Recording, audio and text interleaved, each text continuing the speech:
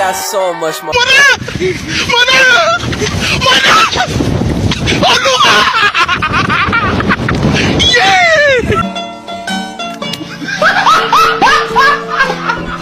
Are you ready, kids? Aye, aye, Captain! I can't hear you. Aye, aye, Captain! Oh!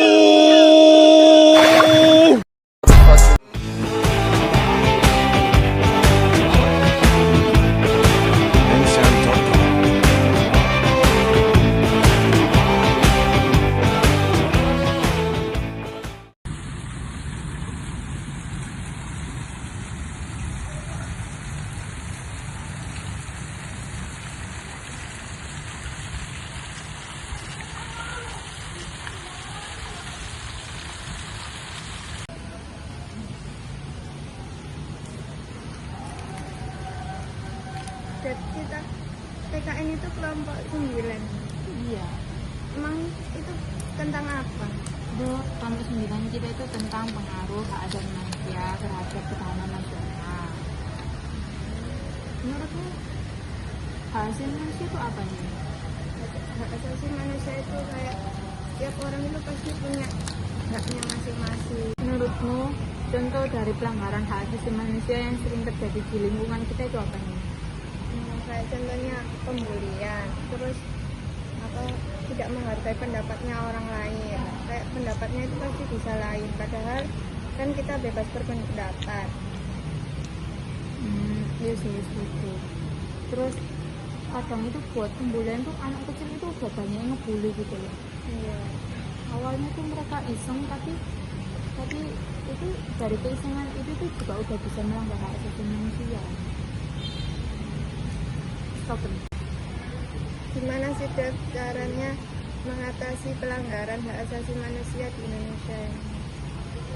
Itu bisa dimulai dari lingkungan kita dulu sih, kayak anak kecil, kayak kalau misalnya kita punya adik atau saudara gitu, kita tuh ngasih tahu mana yang benar mana yang salah, kayak kita tuh udah ngasih tahu kalau misalnya nggak boleh ngebully orang itu meskipun itu iseng, soalnya itu juga udah melanggar hak asasi manusia.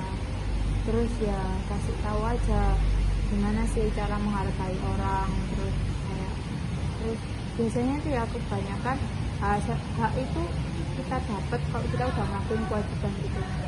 Kayak kalau misalnya kita ngelakuin kewajiban belajar, kita pasti punya hak buat dapat nilai bagus, terus kita juga punya hak dapat ilmunya selain itu.